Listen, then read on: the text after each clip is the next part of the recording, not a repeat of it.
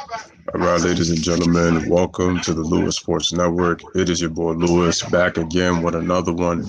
We are talking wrestling. We are back here with another banger with yet another video. We are doing the live stream tonight, and we are focusing on wrestling. So you can see the two guys on the screen right now. As you guys smash the like button and make sure you guys hit the subscribe as you guys come in. This is your boy Lewis once again, back with another one, and we are doing, as you guys can see, right, Bret the Hitman Hart and Hulk Hogan, Hulkamania. Hulkamania is running wild, ladies and gentlemen. So again, make sure you guys continue to smash the like button and make sure you hit the subscribe as you guys come in. I truly appreciate that. So let me see who is in the chat. We got two people watching right now. Let me see who's in the building. I really want to see who is up in the chat. How's everybody doing on this Friday? We are in the weekend. We're talking some wrestling right now. Again, make sure to smash the like button and let's hit the subscribe. So we got Hogan and we got the Hitman, and we have Bret still holding feelings with Hogan. It doesn't just stem from WCW. It stems from actually back when they were both in the WWE, and this was actually really Hogan's last year before it would take him 9 years to get back to the WWE because he went on to WCW. This goes back to the early 90s and back in 93. So back in 93, it was WrestleMania 9. And in WrestleMania 9, Bret Hart was part of the main event. He was going up against this guy. Let me just put him up. At WrestleMania 9, he was going up against this guy. Y'all know him as the man you know him as Yokozuna. Shout out to Levante Thompson in the building. He says WWE for life, bro. Jacob, shout out to Jacob. He says, can I send the link? I'm going to send you the link right now, Jacob. Shout out to Jacob for coming in. And again, guys, make sure you smash the like button and hit that subscribe. Here you go, Jacob. Just click, and then we'll get right into it. Shout out to Fiction Rumble in the building. He says maybe the real reason why Bret hits Hogan because Hogan didn't want to lose to Bret at SummerSlam 93 for the title. That probably could be because if y'all remember, Bret hasn't liked Hogan because of the fact that he had to drop the belt at Mania. I think he was told something from what Vince had told him for how the finish was supposed to go.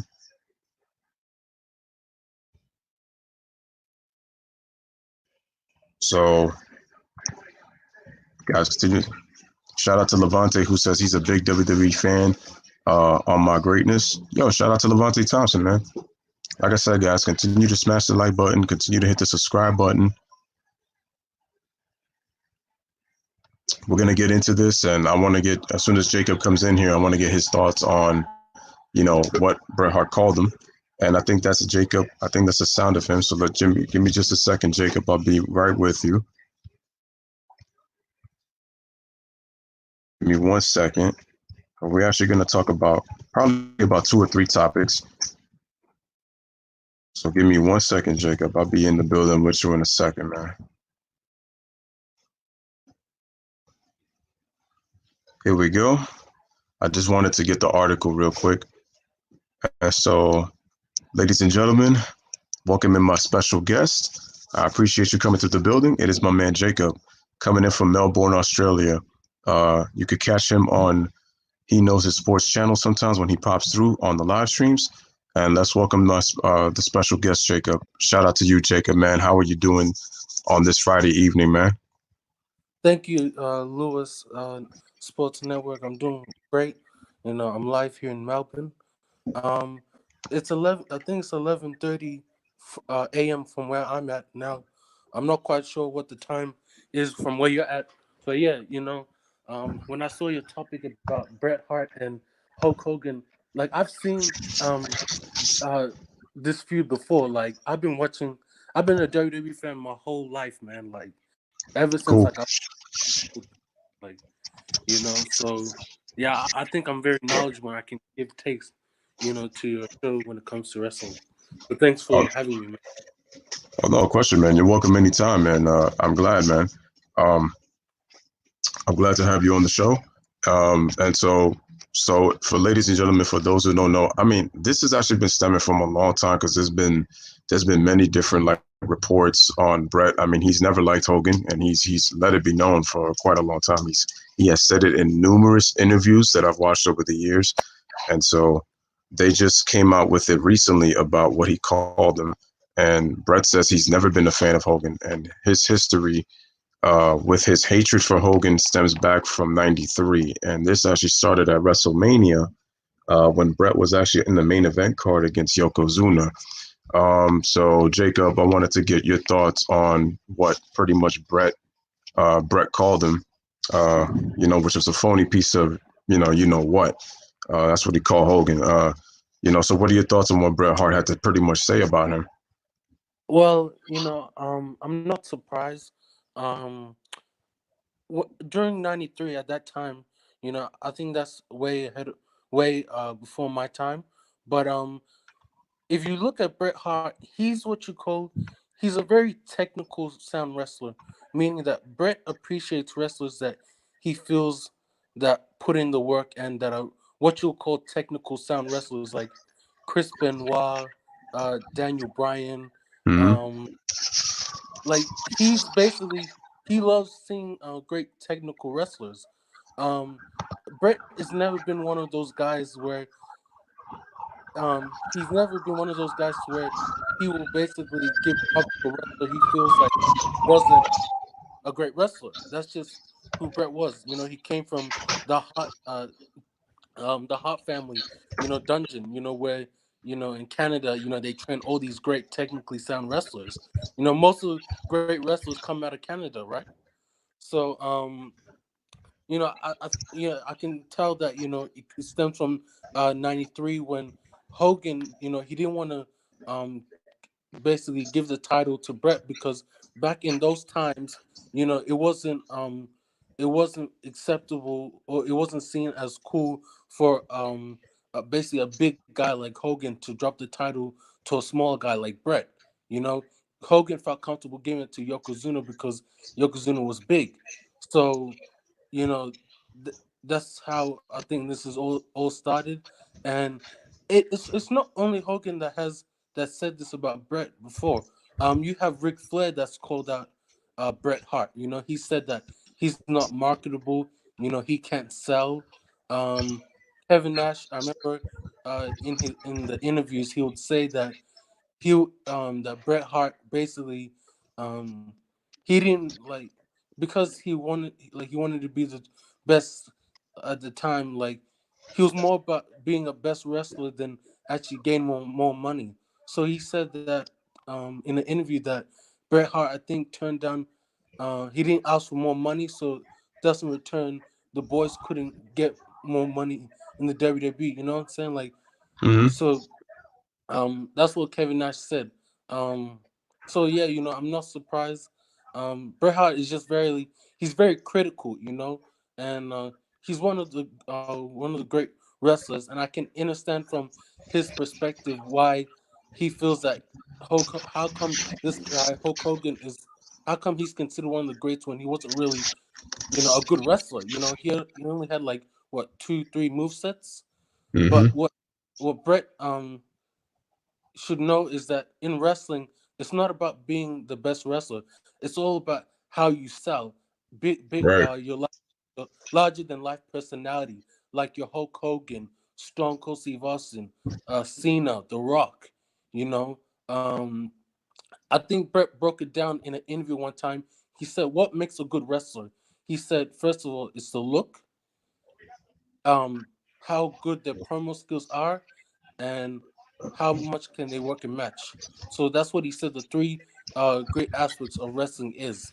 So, from a standpoint, Brett is he's a historian of, wrestling.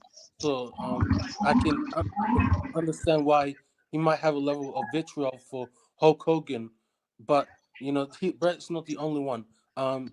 Do you know Billy Kidman was called out by Hulk Hogan during the WCW days when Hogan basically buried him on television? Do you remember that, Lewis? I think I remember that. Yeah. So yeah, basically Hogan, he basically called Kidman out because Kidman felt that Hogan at the time, he was already established, and he felt like he needed to give the younger guys opportunities.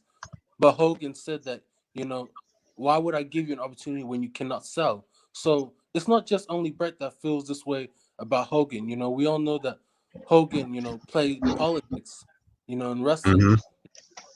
I'm not saying it was a good or bad thing. When you get to the top of the that status, a lot of wrestlers politic.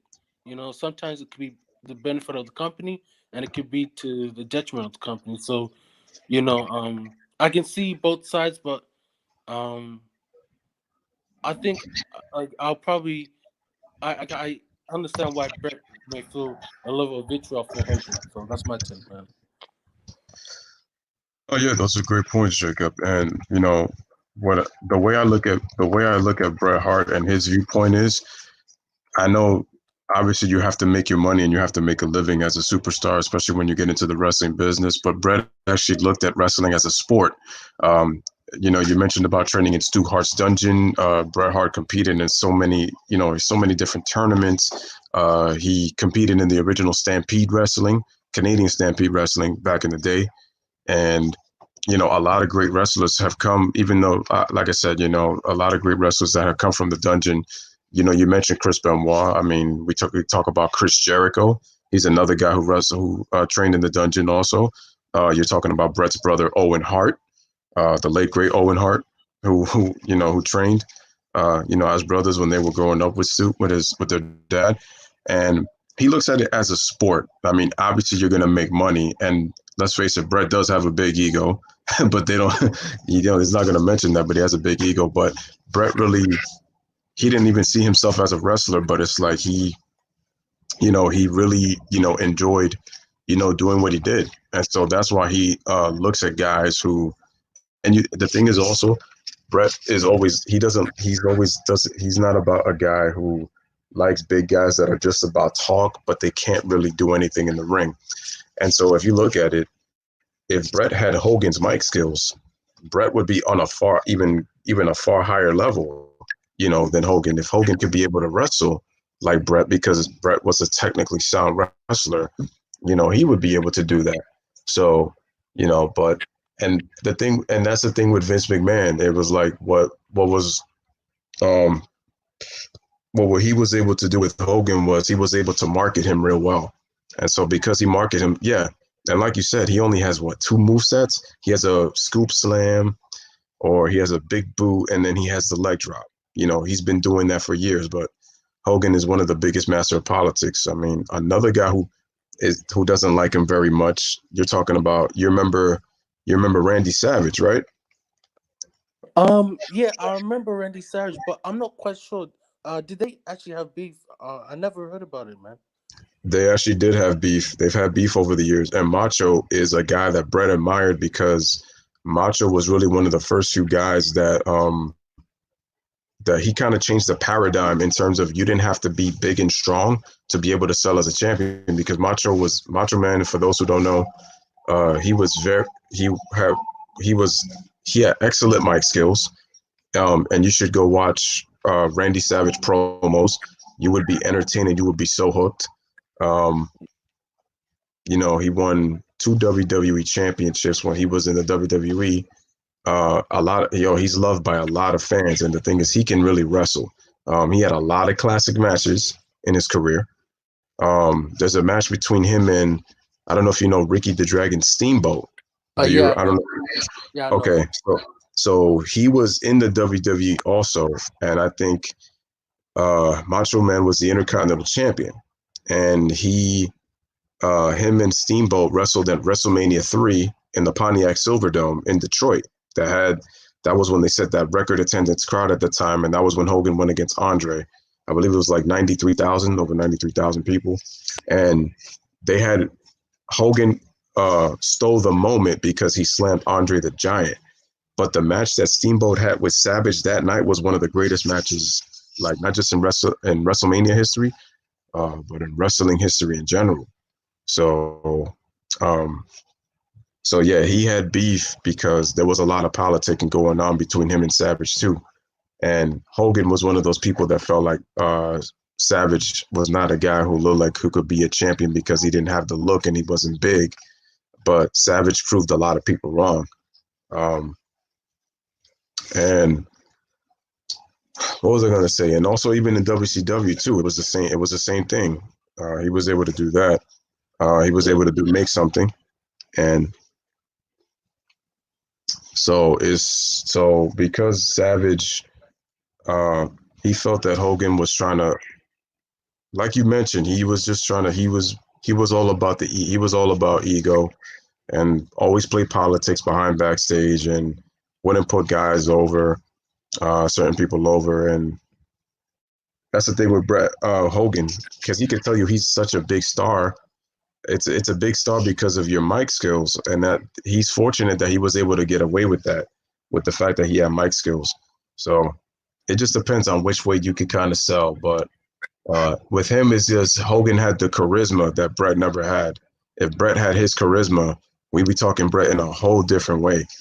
Um, because I feel like Bret, as much as everybody knows him, he kind of in a way is underrated in very. some way. In some way, because like I said, he just wasn't the guy that he like stood out. Um, but it's like he should be he's definitely one of the greatest, and I know he has a legion of fans, and I'm one of his biggest fans. So, and I know you are as well. Uh, so let me jump on onto the next topic. I don't know if you heard this, um, but the British Bulldog, he just got inducted into the WWE Hall of Fame. This was a long time coming, and I'm really surprised that it took such a long time because Davey Boy has been dead for almost 2 decades, and he finally got in. So my question is, what are your thoughts on Davey Boy Smith in the Hall of Fame? And which is gonna lead me to my next question, with Owen Hart. Um, do you think that he'll ever have an opportunity to get into the Hall of Fame? Yeah. With David Bulldog Smith, yeah, I did see in the timeline he did get inducted into the WWE Hall of Fame.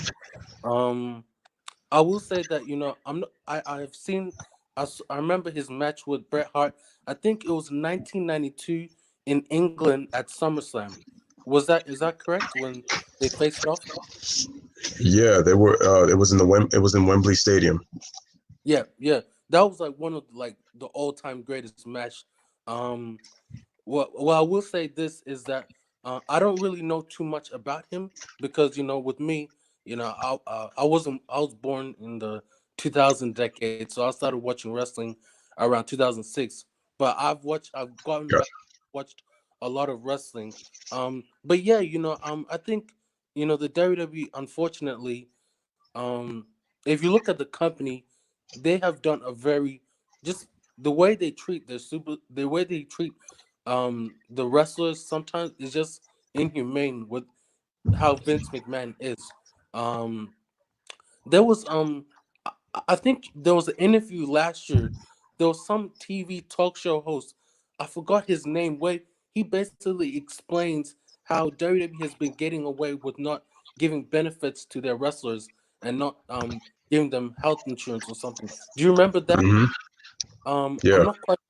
He's from England, and he was basically explaining how WWE, like, because in most companies, right, you have to pay you have to cover the employees' health benefits or something, right?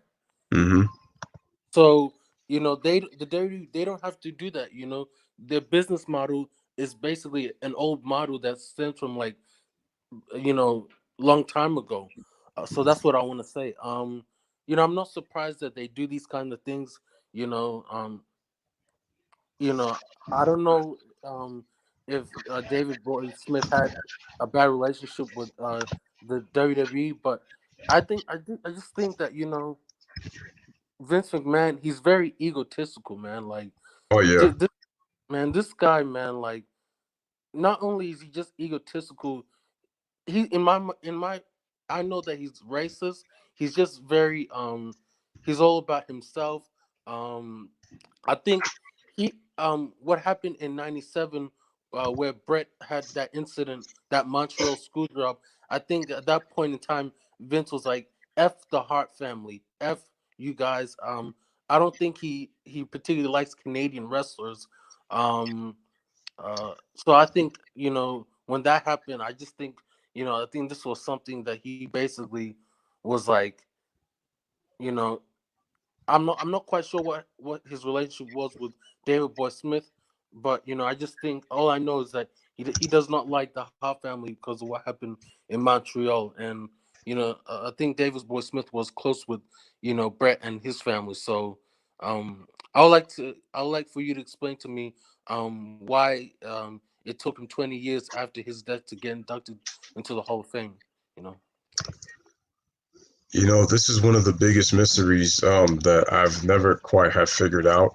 I know I know he was a drug addict. I know he had drug issues when he was with the WWE, when he was in the WWE, and he was split time between WWE and WCW. And I remember he, I know he was in a tag team, uh, which this also surprises me. I'm surprised that he doesn't get recognition for going in, and I feel like that they should have gone in together at the very least. Was the late great Dynamite Kid, who also was in Canadian Stampede Wrestling, and those guys were together as the Bulldogs. I'm very surprised that Vince has never, put those guys in there. But I think it stems from what you're saying. I mean, look at the Chris Benoit situation. I mean, you're talking about another Canadian who's supposed to be a Hall of Famer, but he should be in. You know, you could say what you want about how his career ended and how he took his life, but like when it comes to the in-ring work, Benoit has over 20 years. Uh, Yeah. he dedicated himself over 20 years to the business, and it was like, so why did you make him world champion if you don't like the fact that if you're gonna pretty much try to erase him from history, and like they a lot of matches that used to be on the WWE website, they took him down, like they took him off of their website, just kind of try to basically try to say that we don't even remember him anymore and stuff like that. But going back to Davey Boy, yeah, he was very close with the Hart family, like you said. Maybe this is a connection, maybe towards Bret Hart and Owen, because he was around them a lot. So it's almost makes it seem like if pretty much Davey Boy was pretty much, since he was the Hart Foundation, it was like he was a Hart. And because technically, remember, because he also is married to Bret, he was married to Bret Hart's sister Diana Smith, and I Mm. think they had 2 kids together. So, but it's really weird that after 18 years, because he died, I think in 2002, and I believe believe it was on an overdose, if I'm not mistaken. So it's really weird. I just want to say that it's about time that he got in. It's about time that he got in, and it's well deserved. Like he should have been in a long time ago. So my next question for you is, do you think, which leads me to Owen Hart, who was, they won tag team championships together, and they were also part of the new Hart Foundation. Uh, do you think that Owen Hart is ever going to get in? And I know Fiction Rumble was saying that he doesn't think that that's ever going to happen, but do you think that I'm pretty sure Owen deserves to be in, but do you honestly think that Owen Hart eventually is going to get into the Hall of Fame? Well, as far as that, never say never. There's always a possibility, but in terms of reality, I would probably say no. Because Vince, like, it all goes back to him. This Mm-hmm. he like we like for Vince, right? He obviously created the he took the WWE from his father. He inherited the business, or bought it in the '80s, and because of him, with his genius, he was the one that created one of the greatest spectacles of all time, which is WrestleMania. Vince has done a lot for the WWE, and he should get credit for it. But one thing that we should call Vince out on is basically who he is. This is an old sick man, man. Like, there's just been so many stories about how wrestlers have basically said how they have been mistreated by him, the things he gets away with. Um, how he basically has a lot of yes men around him that don't really challenge him. Um, with the Owen Hart incident, the reason why I feel like he'll never get into the Hall of Fame was obviously because that Montreal screw job, man. Like, even till this day, they haven't really gotten over it. When Bret came back in 2010, I think that was more of a political stunt to make it sure as if they were cool. But trust and believe, no, no, no. There's bad blood between the Hart family and Vince McMahon, and Vince is one of those people. Like, he, this is how egotistical he is, right? Now, Vince, like, if he hates you, right? Let's just say you're a big star, right? Now, Mhm. let's just say if you're an employer, right? In order to make the if you like want to make an employee feel bad and you hate an employee, you will never bring them back, right? You'll make sure they never come back to the company. But with Mhm. him, he will intentionally bring superstars back into the WWE to make as if that they need him more than he needs them. Because he loves when a lot of these wrestlers are dependent on him. He just loves that. I think it all goes back to his childhood. When he was born in North Carolina, his dad really was never really in his life. He never really got the intimacy from his dad. I think he went through a lot of traumas when he was young, so obviously it carried over to when he was older. So I think him having a bad childhood, he basically uses it to bully other people because he's very insecure. So what he's doing is, like, with the Owen Hart, he's saying, "Oh, I don't forget. I still remember what happened in '97, and for that, he's not going to be inducted into the Hall of Fame anytime soon until I'm dead." So that's why I feel um that Owen Hart will probably never get inducted to the Hall of Fame because Vince McMahon, is still alive. Like CM Punk said in his uh, famous pipe bomb speech in 2011. Mhm. Maybe this company will be better off after Vince McMahon's dead.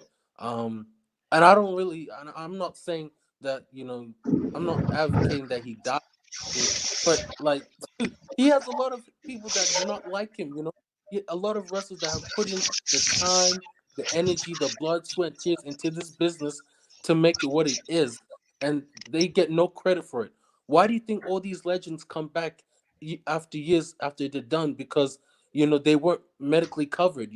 They have to come back to make appearances so they can make money. Like Jake the Snake Roberts. There was a situation where he had to create a GoFundMe page because he didn't have enough money to basically pay for his medical bills. So with the Owen Hart, I think this is a sign that he'll one of the signs that he'll never get inducted into the Hall of Fame as long as Vince is alive is because when he died in 1999, the show went on. You know, Mhm. and in the WWE, they always say show business must go on. How sick is that, man? Like, the day someone dies a tragic death, you guys still wrestle the show, And this was 2 years after Bret, left the company. And I think this was basically a slap in the face to the Hart family and Vince putting the middle finger saying, "Oh, this is to you guys, I didn't forget, since one of your great family members died, I could give two rats ass if he's alive or not. The show will go on and I'm gonna make my profits and my money." So, that's my takes, man. All right. So before I give my take, I want to welcome my next guest as well. And shout out to Jay Anderson who says, "What up, Lou? Long time, my brother. Keep doing your thing. Much respect. I appreciate you, Jay. Haven't seen you in a while. I hope everything is good with you, my man." Let me welcome my next guest, who is also a avid wrestling fan his whole life. Shout out to you, man. And this is your boy, Levante Thompson. Brother, welcome. What's up, Welcome. man? What's going on, Hey, man? Louis. How's everything with you? Good, man. Hey, My name is Levante Thompson. I'm from Montgomery, Alabama. 22, 21 years. I'm finna be 22 in May. But I've been a big fan of you since a year ago when you exposed my boy LeBron. I'm a big LeBron Kobe fan. I'm a big basketball fan in general. My favorite two top players, LeBron and Kobe. I grew up watching Kobe and LeBron, Michael Jordan, the greatest of all time, in my opinion. But I know we talking about wrestling, but I just can't tell you. Big fan of you, man. Hey man, Like I would respect all your facts and your opinion about basketball, but when you bought wrestling, I just can't decide. Come on, I remember a year ago you were talking about wrestling about Ashley, the rest that died, that had hmm suicide. I yeah, had comment on your post. I don't think you remember. I had comment on it and said I'm gonna do YouTube video, but I've been lazy on YouTube for a little while gotcha. because of life and all that. But Yeah. I had been doing YouTube how I was supposed to be doing. Like you be grinding, man. I haven't been watching real like that, but I know you grinding, been successful though. Hey man, no, I truly appreciate it, man. Welcome to the show. I mean, I know you've been on, I know you've been on YouTube. I know you've commented on some of my videos. I probably didn't catch that Ashley one. I'm gonna have to go back and research that one. But nah, man, shout out to you and I appreciate you being here, man. And this is what it's about, man. When I do these kind of streams, I really do want to get the audience involved, and I really want your guys' input because it's about you guys. I want your Yeah, voice to be heard. And so, Levante, I want to ask you, man, since you said you've been a wrestling fan your whole life. I'm pretty sure you're familiar with, Owen Hart. Um, yeah. and I wanted to ask you, and I was just asking Jacob, and he just gave his comment, his thoughts on, Owen. I wanted to ask you, like, what are your thoughts? Do you think that is he going to get into the Hall of Fame? Uh, at least hopefully in the near future. Like, what are your thoughts about him Oh and yeah, about and David Boy Smith going in? oh yeah. They gonna get in the Hall of Fame because they legend of what they did to the league for a long time. But like, I really feel like in my opinion, like Old Hart, she got a better push because around that time he was like the most hype wrestler, and he was a technical wrestler too. He was up there with his brother Bret Hart, But I really feel like I believe one day Owen Hart will get to the Hall of Fame. I mean, Bret Hart went to the Hall of Fame. Like even though Bret Hart is one of the greatest wrestler, if not the greatest wrestler, but you already know this controversy what happened to him in '97 because Hmm.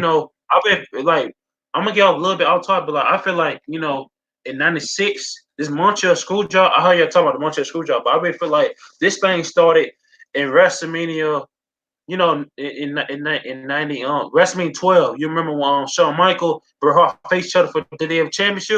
Right, right, right. Yeah, like to me, that's the greatest. That's the greatest match all time. If not if not the greatest WrestleMania main event match because like you gotta think about it. It was basically like a also you've got Shawn Michael also like a technical wrestler too. He also a technical wrestler. He compete with guys like Bret, but at the end of the day, guys like Kurt, Brock, and Bret Hart, they did wrestling all their whole life before going to professional wrestling. Hmm. Like you and Jacob was talking about, gotta learn how to talk, the looks.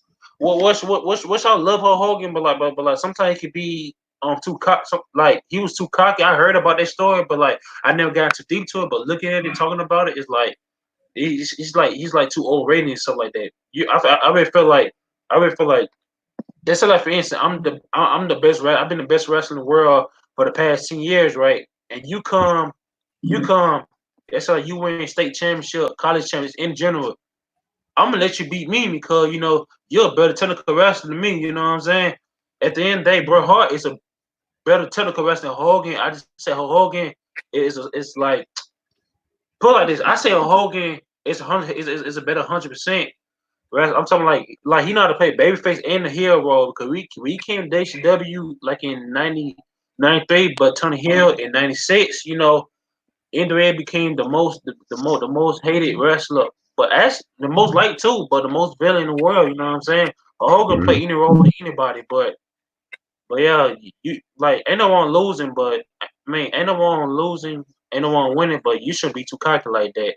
But I really do believe Owen Hart will be in the Hall of Fame one day.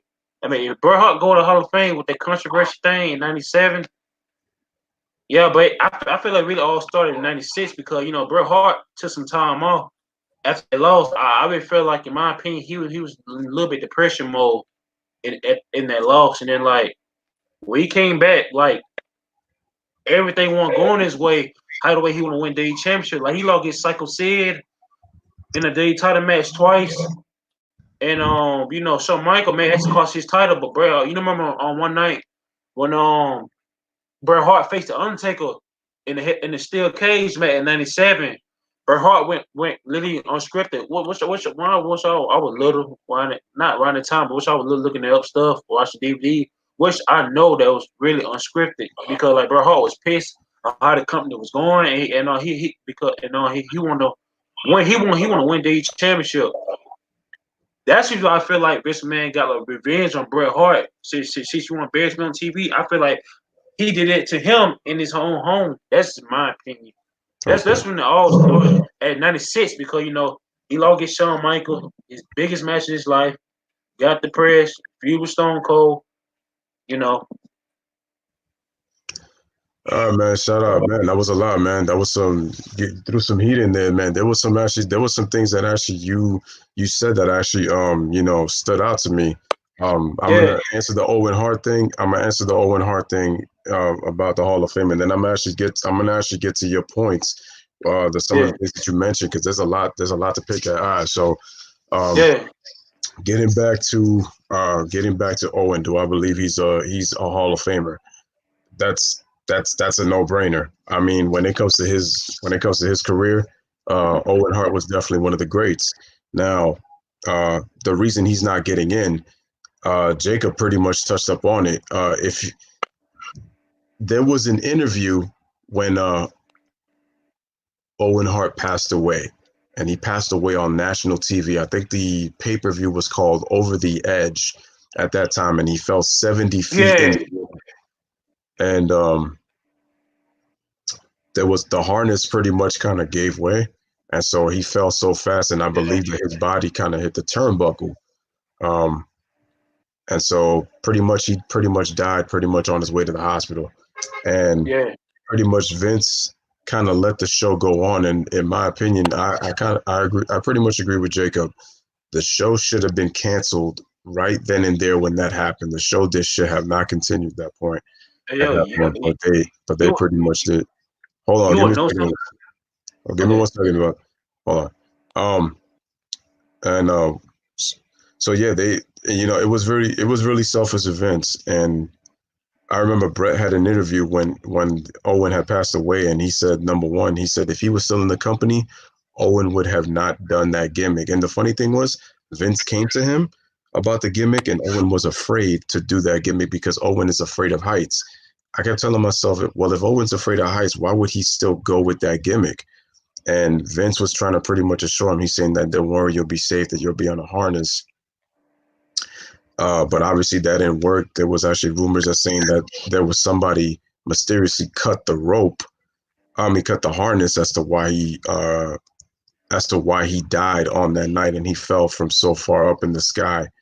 And his wife, she's not gonna let it happen because, like Jacob said, there's a lot of bad blood between the Hart family and Vince McMahon. And and you know what? And I agree, Jacob. I think this was a political stunt because if you look at Bret Hart, he's been trying to get Martha to let him get in so that he pretty much he's been trying to get Martha to try to have Owen to go in so that people can remember him. But she said that she's never gonna allow it, and she also kind of blames Bret for kind of giving into Vince McMahon like so easy because I could, like you said, that there's still deep hatred, between him. I mean, him and Shawn were able to bury the hatchet, but in one part it was because Shawn had a job to do. He did lie to him about it, but and I don't know if you remember, Jacob. You remember that contract that Vince gave Bret? I think it was a 20-year deal he gave him uh, to kind of, and I think he was making about I think it was about $1 million a year he was making. I think it was a $20 million deal for 20 years that he gave him to kind of just show his kind of like loyalty. But going back to what Levante said, there was obviously there was the stories would kind of like pretty much change between him and Shawn as to how Shawn was supposed to be the champion and how Shawn was excited that him and Bret were going to be working together. And then, as Levante was talking about with the whole breaking kayfabe in that steel cage match when against Psycho Sid on Raw, and Bret pretty much swerved. He just swore on live TV, and they kind of went off script as to how he was feeling because there was a lot of things going on like during that time period, and so do I think Owen is going to be in the Hall of Fame? I just think as long as his wife is alive, I don't think it's going to happen. As long as she's alive. But does he deserve to be in there? He definitely deserves to be in. He should have been in there a long time. And Levante also said a good point about Owen being pushed. Here's the problem. Owen was supposed to get a push. The problem was Bret took being the champion more seriously than Owen did. Owen was more of a guy that was about kind of making you laugh, and he was really more so about being goofy. Like Owen was very good at what he did because he's one of the best wrestlers, and very underrated. But he didn't take the business as serious as Bret did, and that's why Owen really never got title shots. Like he got very few of them because he didn't take the business seriously like Bret did. So, and even Bret said that he didn't dream of becoming champion, but once they kind of put the belt on him, they were going to treat him like if Bret was going to be, something great a long time. And part of the issue is, and it goes back to what Jacob is saying, you can be very good technically. We're in a different time in the WWE today, but I'm saying back then, if you weren't able to sell, fortunately for Bret, he lasted as long as he did, and he was actually in the right era, because I don't know if he would have lasted in the Attitude Era, to be honest with you. And his character just didn't fit what the Attitude Era was about. If you look at Triple H, The Rock, and you look at Stone Cold Steve Austin, their characters fit the Attitude Era. So you can say what you want that they can't wrestle, but it goes back to what Jacob says, and he makes a great point. They can sell, and it's about selling. And McMahon is looking at you like he doesn't really give a damn about you if you're not going to make him money. And he's manipulative. Okay, he really doesn't give a damn. And look, why do you think he brings back? Actually, you know what? I'm going to save that for the next topic, okay? I'm going to save that for the next topic. But Levante, quickly finish what you got to say, and then Jacob, I'm going to let you get on the back end, bro. All right, man. My bad to interrupt you, man. I just got so hyped for, man. I didn't mean to interrupt you on that earlier. No problem. But yeah, you said something about 20 years. I remember it was a DVD. Monty, it was like an on-demand dish. It was a video about Bret Hart in '98. It was talking about life of Bret Hart, the backstage. Yeah, Vince McMahon did give him a 20-year contract, I ain't saying, but around those times, Bret Hart was very pissed and depressed. Bret Hart declined him because he didn't feel like how the league was going, how the right track was going with him. But like, you don't know something about Owen Hart gimmick. When Bret Hart left WWF, Vince McMahon made Owen Hart a joke. I'm talking about like a totally like a joke, like a joke, like a fly. You know what I'm saying? Mm-hmm. But I heard something about it. Never looking deep to it like that. But like, if you look at it, man, like when Owen Hart was in WWF before, when Bret Hart was WWF, Owen Hart was like his self, But when he left, it was a different story. But like he really didn't take company serious like that. I could tell. I mean, I do believe you because he smiled a lot, all that type of stuff. But yeah, at the end of the day, professional wrestling and freestyle wrestling is more different. Like guys like Kurt, Brock, Bret, and other wrestlers. Even like you got a couple wrestlers like Shelton Benjamin. You know what I'm saying? But Mm-hmm. ain't no Brock or ain't no John Cena type dude. You know what I'm saying? Right. Just a sale. But let me ask you another. I want to ask you a question. Oh, Jacob, you gotta say something. My bad. You gotta say something, Jacob. Go ahead, Levante. I'm hearing you, brother. Oh, who is the greatest wrestler of all time? In your opinion, hold on, before I say something, I know it's different by mic skill, interest, or title wins, everything. But who is the greatest wrestler of all time? In your opinion, When it comes to what? When it comes to like overall skill? are you talking about? Like their ability to like not only sell on the mic, but being able to pretty much wrestle in the ring? Man, I'm gonna say this. This choose random. This choose random. It's like again. This choose random, man. In your opinion. This is your opinion. Jacob, go Choose ahead, random. man. Go ahead, Jacob. Okay. Well, this is kind of a tough one because when you talk about the greatest wrestlers of all time, it's not a black and white thing. There's Hmm. always gray Yeah. area. It's like professional basketball. There's no really one definitive great basketball player. Let's just say Michael Jordan or Kobe Bryant. They don't consider themselves the GOAT because Kobe never played against Magic. Kobe never played against Bird.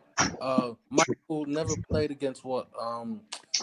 So yeah, there's always great players in different eras. So it all really depends. Now for me, um, I would say the wrestlers that I would consider one of the greatest all times is probably you got to put Hogan there, whether we like him or not, Hmm. because he was the pioneers that made WWE what it is today with his marketability, how he inspired a lot of kids around the world, the great moments in WWE. Um, you could put Stone Cold and The Rock. Now the difference between Stone Cold and The Rock is both like the Attitude Era was probably the best era in professional wrestling because you had two superstars come in at the same time. Now, Yeah. with someone like The Rock, I would say Doing The so Rock clown. um The Rock in terms of like wrestling ability, he's more agile than Steve Austin. On the mic, he's more wittier. He can come up with like phrases on the fly, and he has the look. Stone Cold, um, in terms of looks department, he's average. On the mics, he's one of the best promo. With Stone Cold, his promo skills is more get to the point and let's talk about business. And in the ring, he's a very technically sound wrestler. He's probably not as technically sound as Bret, but like Austin knows when to use moves at the right time. So for me, I'm not gonna say a top five, but I would say Stone Cold, The Rock, Hogan. Um, who's another great wrestler? It's tough, man, because like when I judge wrestlers, they have to fit the three categories. Obviously, the looks, the promos, and the ring ability. When a wrestler is in a top 10 and all of that, that's what Bret Hart said. He basically said, you have to lead in the top 10 in those three categories to be considered the great wrestlers. So for me, I would say like Stone Cold, The Rock, Hogan. Um, I'll probably say Triple H is in that too.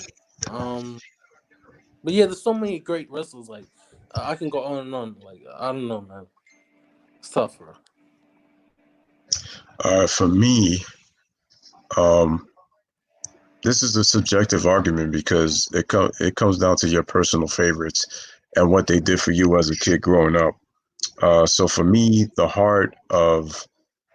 pretty much the heart of my era would have to be mid '90s. I did watch the WWE growing up in the early '90s. I didn't even realize I watched wrestling as a kid, to be honest with you. But I ended up watching wrestling, and asked like, how did I get even into this? My parents used to tell me that we all used to sit and we used to watch them on TV when they would come on, late '80s. Um, I got to say this about Bret Hart real quick though. When it comes to promos, the thing about Bret was his promos were never charismatic, and sometimes the promos could be like kind of cheesy, and you could tell that he was very nervous when he used to speak at times.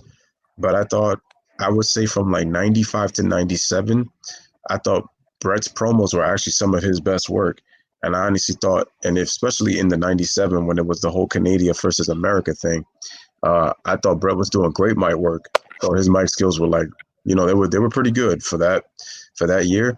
And Stone Cold Steve Austin said this best about Bret Hart, and it was like the more I watched his promos, the more I realized. He says that when you watch his promos, he said that they feel they feel real. Like he gives a lot of realness to his promos, even though like I said, it's not a promo that's gonna get you hooked, but it's a promo, like I said, that kind of makes you think and makes you actually believe in the promo that he's saying, like, oh, he's actually gonna do this, or the reason that he says this motto is because he said what he is and he's gonna prove it in the ring. So he may not, like I said, he may not excite you, he may not make you laugh, but it was something that he brought realism to his promos, so they felt real, despite some of the difficulties he had making promos over the years. It's one of the reasons why people don't know that he wears the Hitman shades. And an original story actually came out uh, when he was with Jim the Able Neidhart in the Hart Foundation. He actually wore those to hide his face when he would get nervous in front of a camera, because he says he gets nervous in front of a camera. So it kind of became his gimmick from when he accidentally put glasses on and they actually felt more comfortable with them on, which is why he would wear them on a regular basis. And then eventually you see the Hitman shades for when he went solo. Um, but now getting on to best wrestler, there's a lot of guys who I could put on that list. We're talking Stone Cold. Uh, like I said, like he was a badass. That's why a lot of people were drawn to him. He was the anti-hero. Uh, when he became a face, he was the anti-hero. A guy who didn't give a damn, was somebody who was just gonna be whooping, was gonna whoop your ass and stuff like that. And he was somebody. He was kind of like America's guy in a way. In a way, he was the anti-American way. So, um, and like I said, people just they just drew a liking to him because if you listen to his promos, his mic skills were great. It was more to the point, like you said, and he had a badass look. That's what drew a lot of people into him. Now, when you talk about The Rock, and Stone Cold was actually a technical wrestler when he first started, so so it makes a lot of sense that you could put him there, even though he was more of a brawler later over the years. Um, when you talk about The Rock, you're talking about a guy who really sold his look. You're talking about a guy who, the thing is, he had a handsome face. So it was like he had the look of a guy you can market already. Then you hear the guy's voice when actually became The Rock and developed. People forget that he was Rocky Maivia. Like his skills in terms of the mic, and people weren't going to gravitate toward him because he was. See, this is the benefit of having Austin, was that people were getting tired of the hero gimmicks with Bret, and that they felt that he needed a change. And then when you look at The Rock, his character never really got in because it didn't sit well with the fans, because they were tired of that. I'm gonna do my 100% of my best, and I'm there for the fans. And no, they were getting more cutting edge and more edgy. And when he changed to The Rock, that's when he really took off. So he has very good in-ring ability, great mic skills, and like you said, Jacob, witty. And then on top of that, he had the look. So he definitely belongs in the top 10. I mean, I look at a guy like Shawn Michaels, in-ring ability. I mean, he paid his dues in the business, obviously. He was not the easiest, to deal with, but his in-ring ability, solid mic skills. I mean, he was an entertainer. I mean, if you look at him with Triple H and DX, and then like I said, he had the looks. I mean, he had girls going all over him. He was like what you would call kind of like the Derek Jeter of wrestling, in terms of no matter where he went, because of his stylistic looks. And you look at his in-ring gear when he was the Heartbreak Kid, they were some of the best clothing that you would see. And the thing was, the clothing was made out of simple material from his designer. So he really sold, himself with that. So I would even put him up there. You're talking about a guy like Ric Flair. I mean, he had the look. Also, you also could say Hogan. Obviously him. So I would look at those guys. I mean, in terms of my favorite, it's difficult because I don't really have one. I just feel like I like all of those guys because that they are what made my childhood special. You know, that's how I'm gonna look at it. Like when I look at even Triple H, like Triple H is an excellent heel. Like I think he's a better heel than face. And if you look at when he speaks, when he's a heel, he makes it so convincing, and which tells me he's a very good actor. I mean, you could even look at the Undertaker too. He's another guy. He's another guy that you could say, and he's one of the most respected in history. You look at a guy like Kurt Angle, a guy who took chances, very good on the mic, and his in-ring ability was second to none. And I have a personal question that I'm actually going to deliver to you guys in a sec. But getting back, okay, so Levante, let me ask you, man, who was your favorite? You know, since you asked us that question. Well, my favorite, well, to me, when you come to wrestling, it be serious to me more than basketball, football. But my favorite, I like legacy, greatness. I like all of them, but it's certain that you can't say who's the GOAT or not the GOAT. You can say who's not. It depends. You gotta make sense, but you can't have a greatest and a favorite. It can be different in the same. It depends who you name. Like for instance, my favorite is Rey Mysterio, Kofi, and Cena, and I love Stone Cold, The Undertaker. But Rey Mysterio is the greatest cruiserweight wrestler ever. If not one of the greatest cruiserweight, because you got dudes like Justin Liger in Japan Mexican. You ever heard him? Liger with the mask, the clothing. He's one of them guys. I mean, if you ever heard, I can see your link. Matt, I can type the name, maybe stretch the name, and give it to you in a couple minutes. But like with Kofi, he's an amazing guy. He's not the greatest, but that's my favorite. I'm gonna get to Grace in a second, but favorite is John Cena. I respect what he's doing for the company. We be doing for the company the past 10 years. But the greatest, oh man, I mean, in my opinion, but before I do this, you got guys like the Undertaker.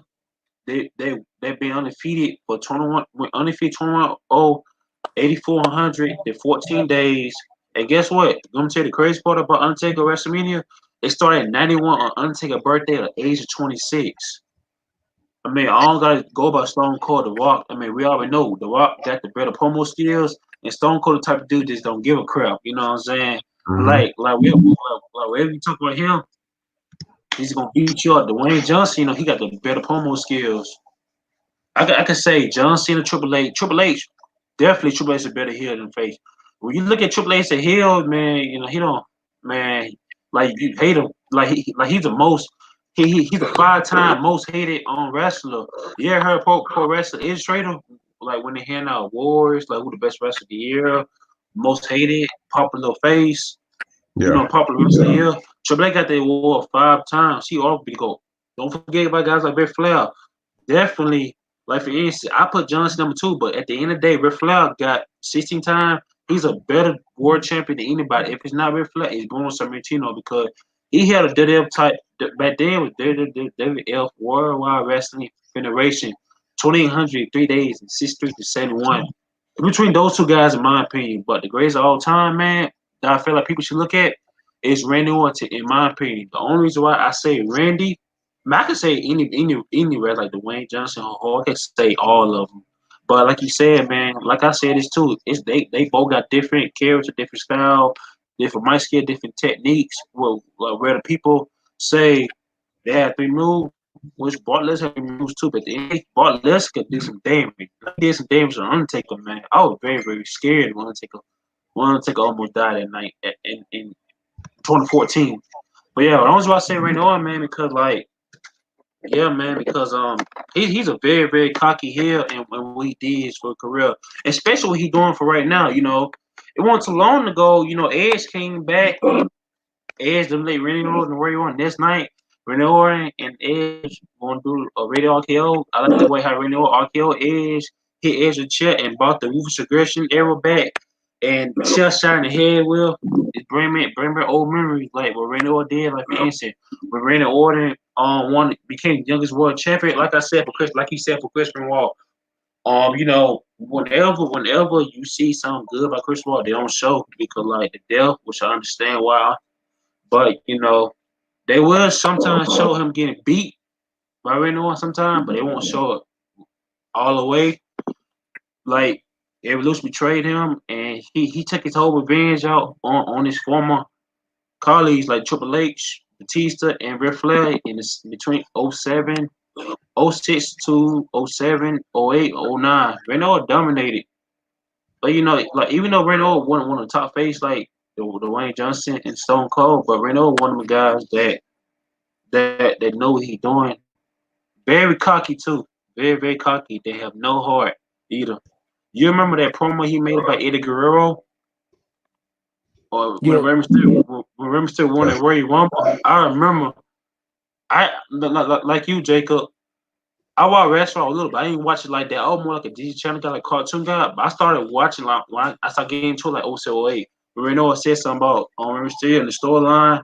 But if you watch it, man, you like when you watch it all over again, like you can see it looked like he want to hit Eddie Guerrero in hell. Like that was a crazy promo. That really showed that his character really don't have no heart. That's what I really like about Randy Orton. So sometimes in daily life, you really gotta go on about it. But Reno do be pissing the fans off. And we like when Reno became that Viper in '07, late '07. He tried to change everything. I can say John Cena too because like I watched the Ruthless Aggression era on the network, and how John Cena almost got released in '02. He was on the verge of getting released. I heard about it. I read an article about it, but I ain't looking too deep to it. Well, I looked deep to it, but I had to see what John Cena had to say when I watched John Cena Ruthless Aggression era on episode 2. And he told it all. He almost got released because fans weren't paying attention to him. They didn't like his gimmick, all that. But like when he started rapping on the bus, like Rey Mysterio and Rikishi, said man was impressed. He started doing his own rapping career in WWE, designed his WWE championship. What's to me, in my opinion, I really like even though the Attitude Era do not like that championship, which I understand where they coming from, because you got guys like Stone Cold fan, Dwayne Johnson, even Triple H fan. Triple H was playing Triple H was a bad guy, and Triple H was being the fans were making Triple H the hero. Fans were making John Cena the bad guy because he ain't like how the way John Cena, was that year. But John Cena, man, even Dwayne Stone Cold said John Cena changed look basically everything, man. That's why he been the face for a while because he changed the fans, like did everything. That's why he stopped rapping for real because like he be seeing a lot of kids come to his event. To me, in my opinion, I believe John Cena one of the reasons why that he went PG in '08. In my opinion, I understand, but the only time ago he used to be PG. Yeah, and then it went to TV 14 when it went away attitude. But to Mhm. me, in my opinion, it's Randy Orton. I all Wayne could name all of them more detail, but to me, I'll say Randy. In my opinion, All right. So, Jacob, I got a question for you. You said we know about Kurt Angle, and I mentioned Kurt Angle a little bit when I was talking about in terms of the greatest, even though his career was short in the WWE. And I know he wrestled in TNA, but I gotta ask you, if you were to put Kurt Angle in his prime against Bret Hart in his prime, who do you think would win and why? Jacob. ooh, that's a good one, man.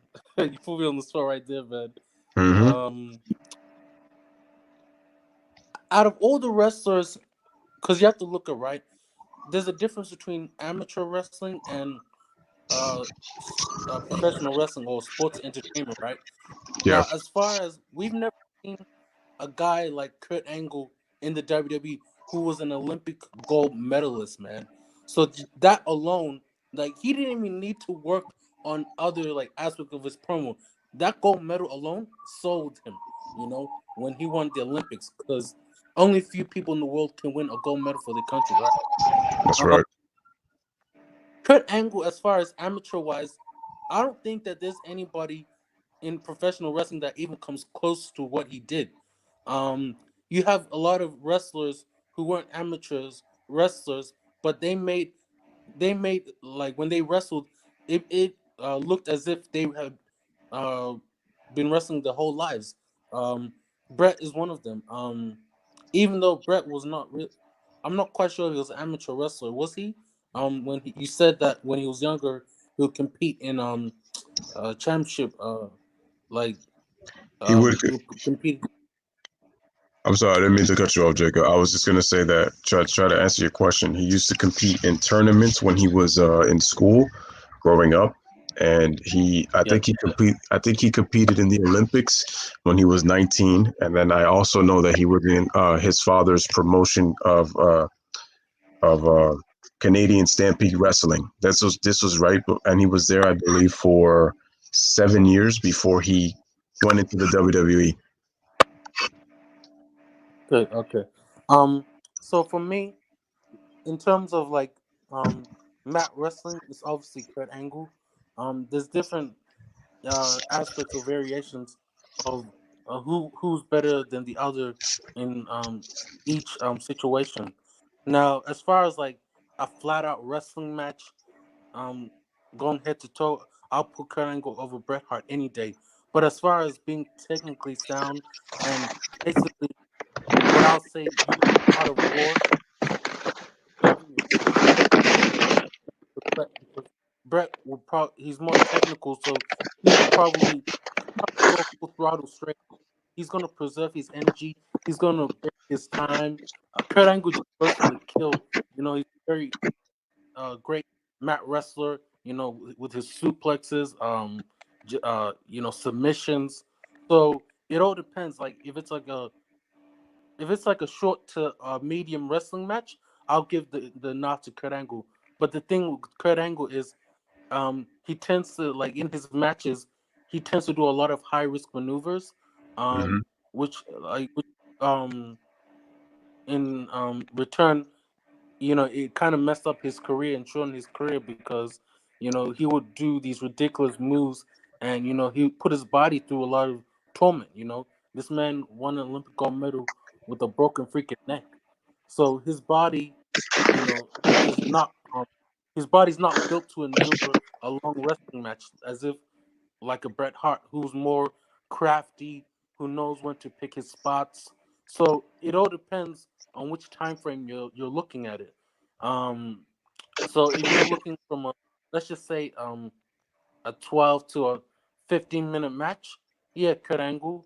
But let's just say if it's like a 30 to an hour match, I'll give the nod to Bret. So that's my answer.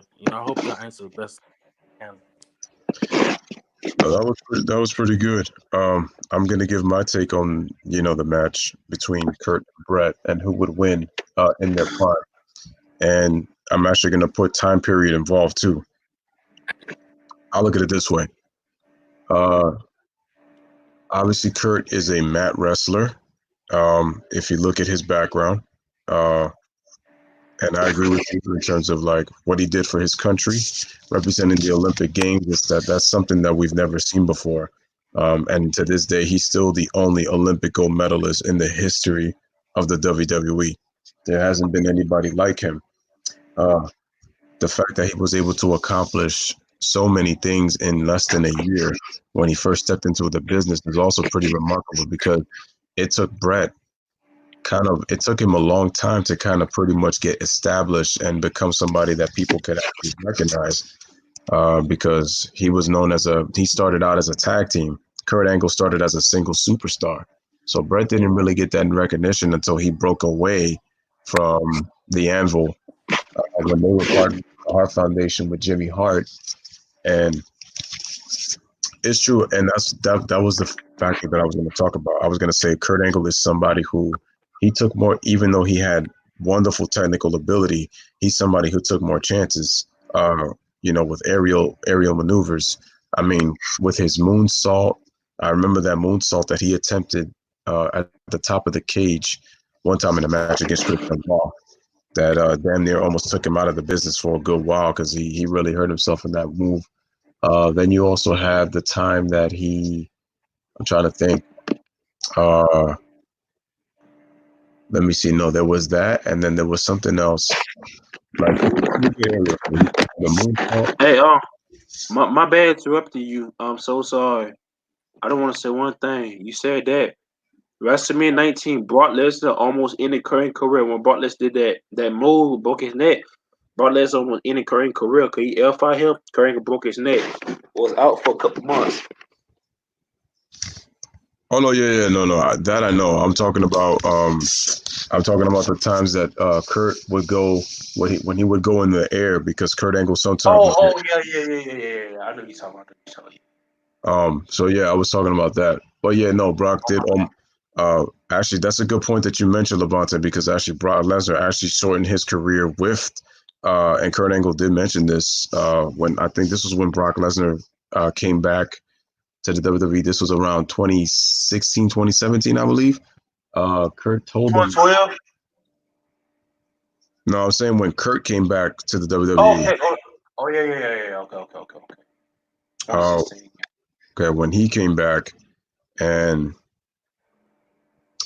back and Brock Lesnar was talking to him, he mentioned he told him he was like he said that you took a couple of years off of my career after I got that neck injury back at WrestleMania 19 in Safeco Field.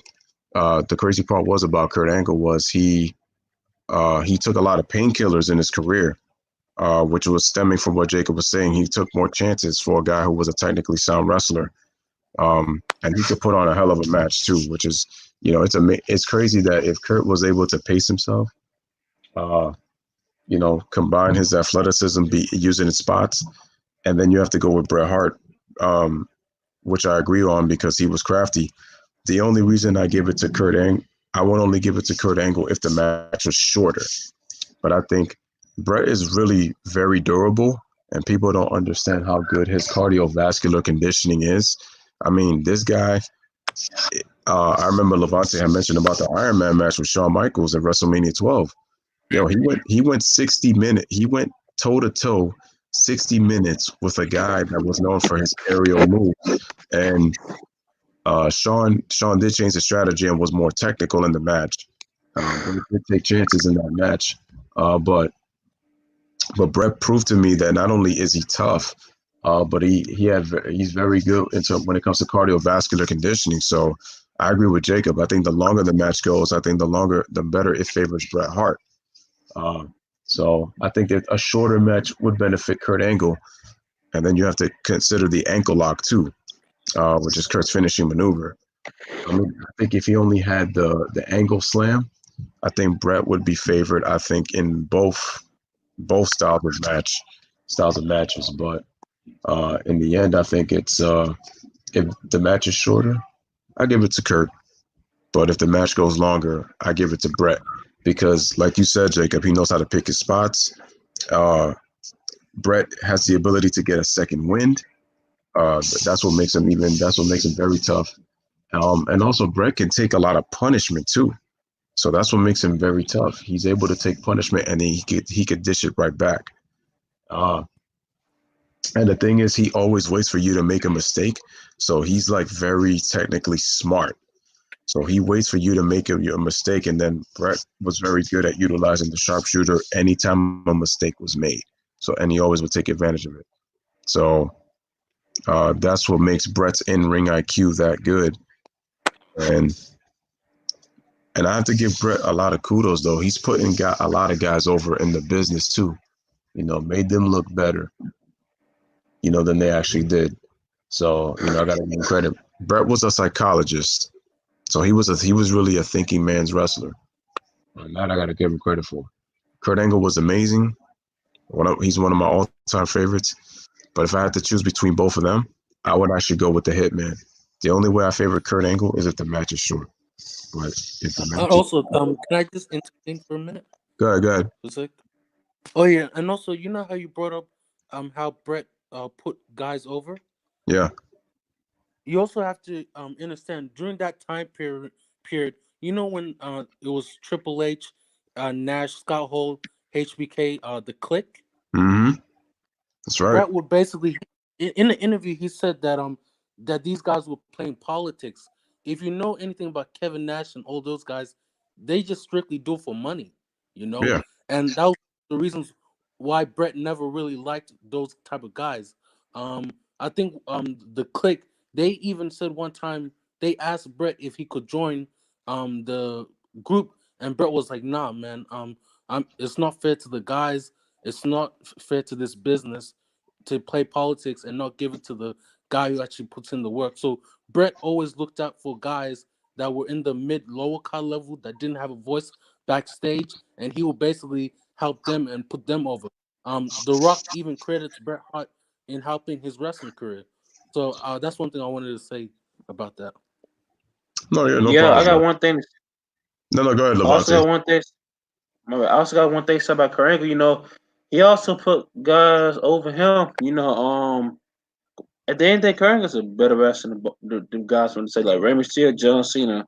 Rey Mysterio being competed all over the world, especially WCW, came to the E. He was dominating. SmackDown, when they had that brand extension, SmackDown was more athletic. Raw had a promo skill. That's it. But Rey Mysterio competed with Kurt Angle, man. It was very, very amazing. And then Kurt Angle met for years now, and he even called, in this opinion, John Cena the greatest all time. Like he let young guy like John Cena get put over. You know what I'm saying?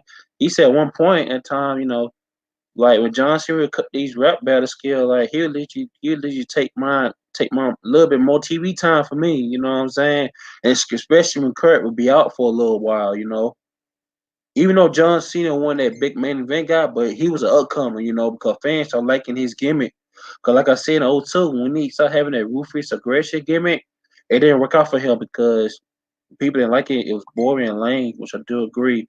When he started having that rapid gimmick, it was like it was on another roll. And then it would come going to a little downfall, for Kurt a little bit.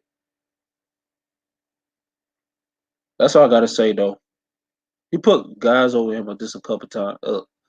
Basically, a lot of times because he like, I think he lost against Eugene before. I'm assuming, but in a real wrestling match, Kurt Angle would dominate Eugene. No offense, Eugene, but he would dominate Eugene. Let me just think of one more. Let me see. Oh, perfect. This will lead to my last question, and then we're going to close the stream out. And once again, I want to appreciate Levante Yeah, and both Jacob for being here. Last question, guys, before we close this out. Um, and we're gonna do more wrestling topics definitely in the future. And like I said, I yeah. appreciate both of you guys coming through. So your last question um, for this one,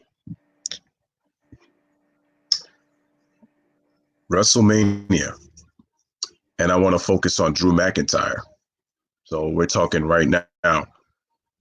Do you believe that Drew McIntyre can be the face of the WWE, and he could be somebody that the fans are going to be watching if they decide to put the championship on, if Vince decides to put the title on him? So, Levante, I want to start with you. We'll go to Jacob, and then I'll give my closing thoughts, and then we're going to close out the show. Go ahead, Levante. Okay. Let me say this. When Drew McIntyre came in '09, Bishop Man called Drew McIntyre the chosen one in '09. Drew McIntyre was the before, like around '07. We had the Irish gimmick, his original gimmick, but like came in '09. I remember things a little bit about him, but I just sometimes life for pro wrestlers, like these guys are gonna get that management push, but it wasn't better for him, especially when he joined 3MB. It went downfall. He got released, but when he went to Impact Wrestling, he started getting a little bit comfort zone. As a top guy for a couple months or so, almost a year.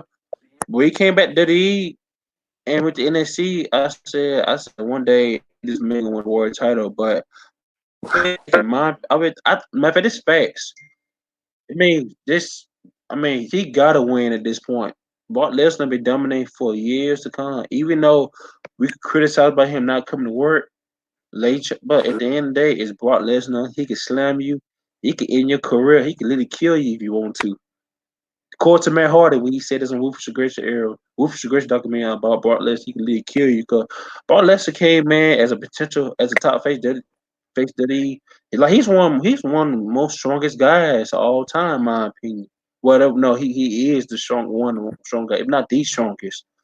But Drew McIntyre got to win, man. I feel like he got to win because it been like 11 years since Well, no, I could say like 8.5 years or 9.5 years. He being caught being that chosen one. I mean, Drew McIntyre got emotional when he won that Royal Rumble against Roman Reigns this year. He got emotional hug Vince McMahon because he thanks Vince McMahon for him keep pushing him, keep trusting him.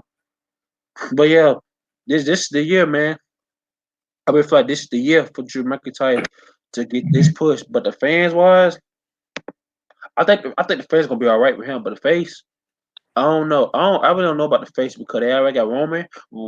Roman can wrestle like that, but like Vince McMahon always look at guy as a heavyweight dude. Mostly Vince McMahon wrestles like Bruno, Cena, Hulk Hogan, Bruno, Hulk Hogan, Stone Cold, even The Rock, Cena, now Roman. They don't have a technical wrestler like you said about The Rock. He had technical wrestler early in his career, but then he thought he about being a brawler. But those guys ain't no technical wrestler. That's why fans. I understand. I don't blame him. But like, if Drew beat that face Diddy, which I doubt it, I don't know. But like, face Diddy or not, he deserved to win that championship, bro. I don't care nobody. He deserved it. He deserved it. I mean, he already far behind here. It's already dead in my mind. It's there. I really hope he win, defeat Brock. You'll go, Jacob. That's some good points. I agree with a lot of what you said. Um, I do believe that this is the only um shot that Drew actually has to win the title against Brock. But we have to understand why today's WWE is so different. Um, if you realize before, let's just say when Brock Lesnar and Goldberg left the company in 2004, um, at that time, the ruthless aggression era started in 2002 with all these guys, these up and coming wrestlers. Um, so when Brock and Goldberg left, what happened was before those times, wrestlers they didn't really they didn't the top guy wasn't really he didn't dominate the WWE for like 10, 15 years like John Cena. If you look at someone like The Rock, who was a very top guy, and this is why I give credit to The Rock, why I feel like he's one of the greatest um professional wrestlers of all time. He was able not only did he take his gimmick and his wrestling career to the top, and like he made a name for himself. What he did was he transitioned to Hollywood and basically used what he did in WWE to Hollywood so he can basically be the superstar that he was in both categories. Um, Before 2004, a lot of the top guys, not only could they be the top people in WWE, but they could leave the WWE and not get hurt. They can leave the WWE and still, make money because they were talented in other areas. So when Brock and Goldberg left in 2004, that's when Vince made a decision. He was like, okay, you know what? I'm only gonna push guys who I know that are gonna be obedient to me, who I know that they need me. So when he looked at a guy like John Cena, he never really he played football in high school, but as far as what he could do outside of WWE at that point, he needed professional wrestling. So he would only give the positions to the top people that he knew that would never leave him. Um, I think if you look at Ryback's podcast, I encourage all you guys to watch the Big Guy Ryback.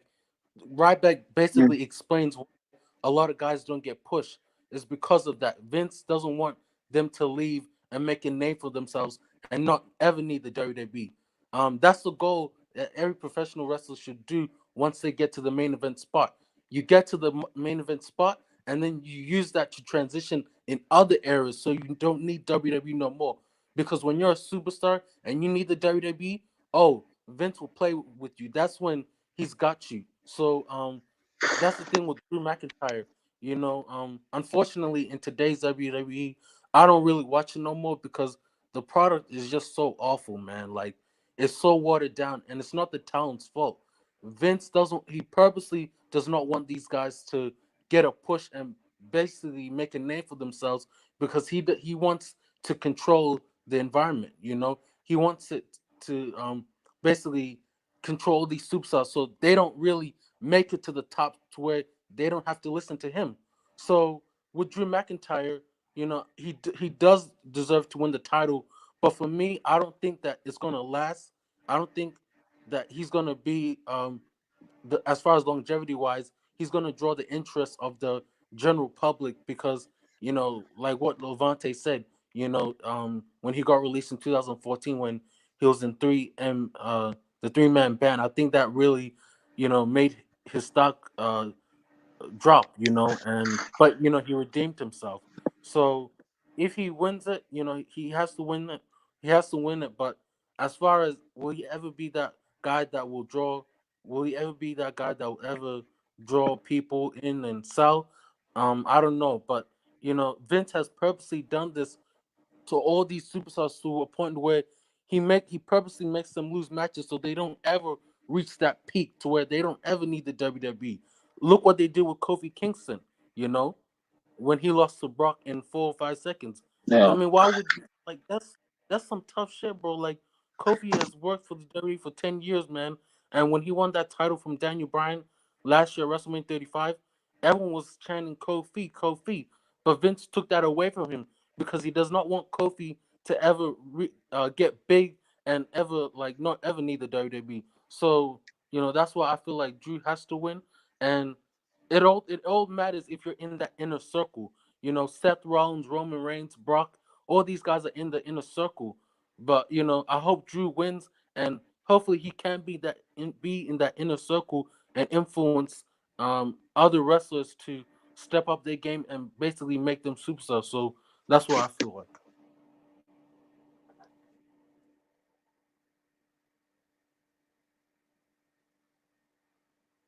Lewis, your volume.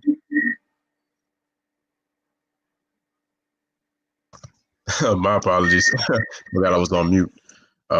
So I think both of you guys make great points, and I agree with you guys that I think this is necessary for Drew to win. I think the fact that Brock Lesnar, because here's the thing with Brock Lesnar now. Brock Lesnar doesn't have the UFC anymore. He now is committed to the WWE, and so because he's not with the UFC now, Vince has a full commitment from him so that he's able to now use him as to be the top guy. And Jacob, I agree with you. He does this to a lot of wrestlers. Once they start to gain a little bit of momentum and they start to see that they're starting to become bigger and they could possibly be even bigger, Vince has to shut that down real quick. And I said to myself when Kofi became the champion, I said, it's a nice story, but my thing is, how long was this going to last? I'm surprised it lasted as long as it did. And even when I even said this to myself, if he's going to lose it to Brock Lesnar, try to make him at least lose cleanly. Like have him have a good match or something. No, he loses it 5 seconds into the match, as if to say, this isn't working out, so we're just going to get rid of you, and you're not trying to become bigger than what it was. And to be honest with you, Kofi's title reign started out well. I would say the first 2 months, but then it got really underwhelming after that, and it was starting to.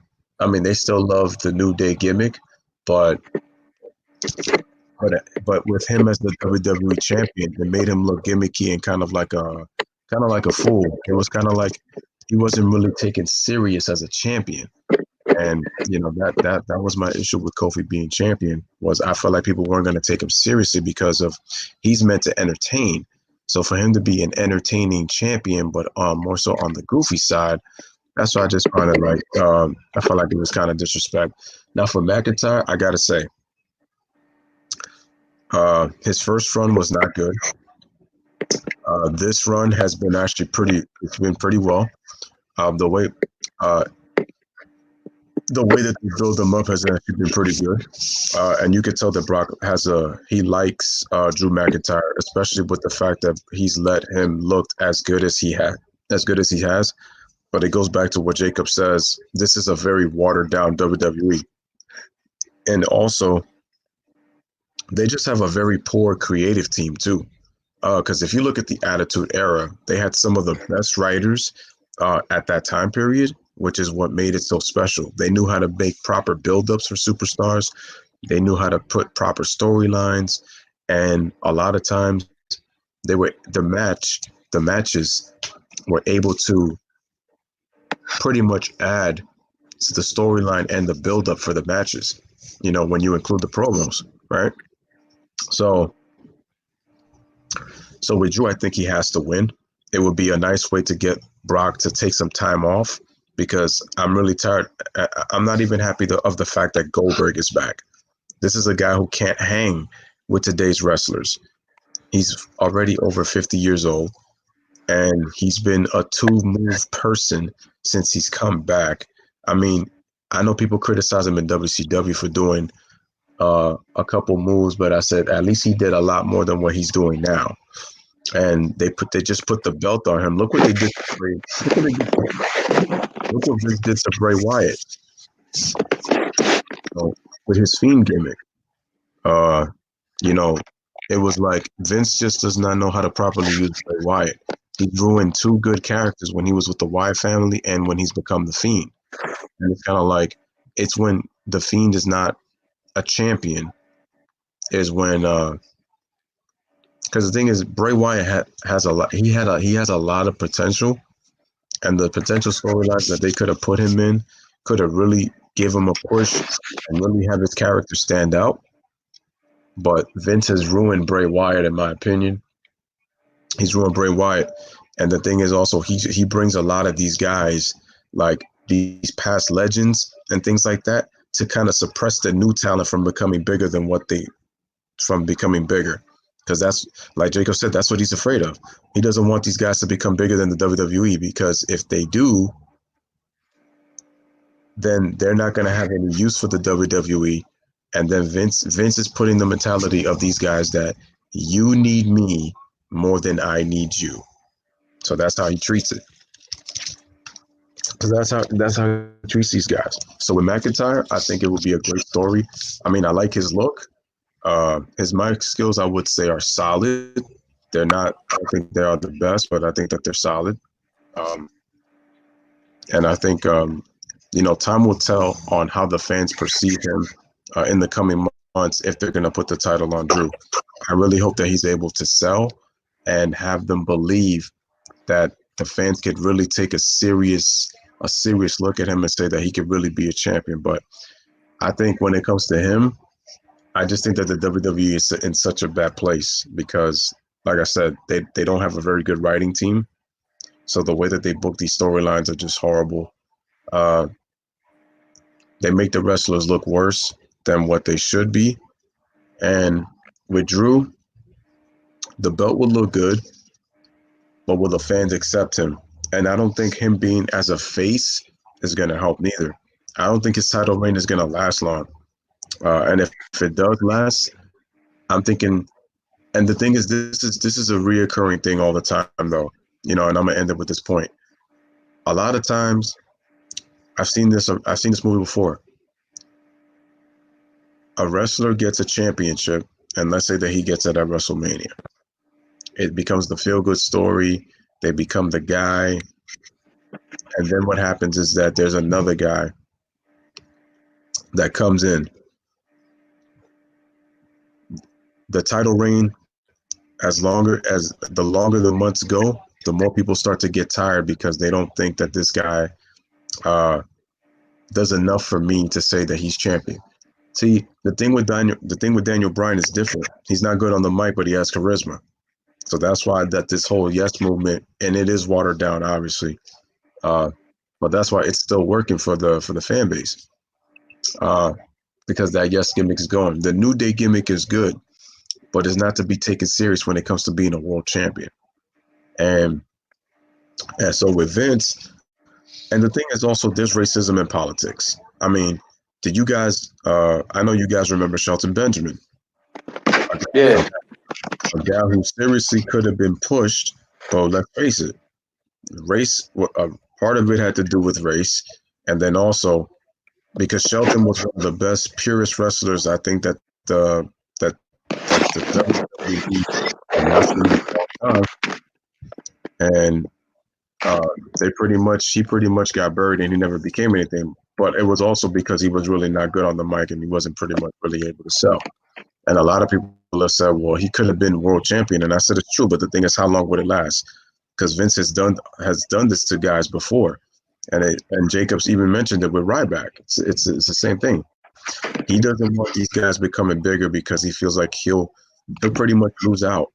And then people aren't really going to take as much of an interest because they're not there anymore. So he doesn't want guys who do not kiss his behind become bigger. So that's his fear, and that goes back to ego.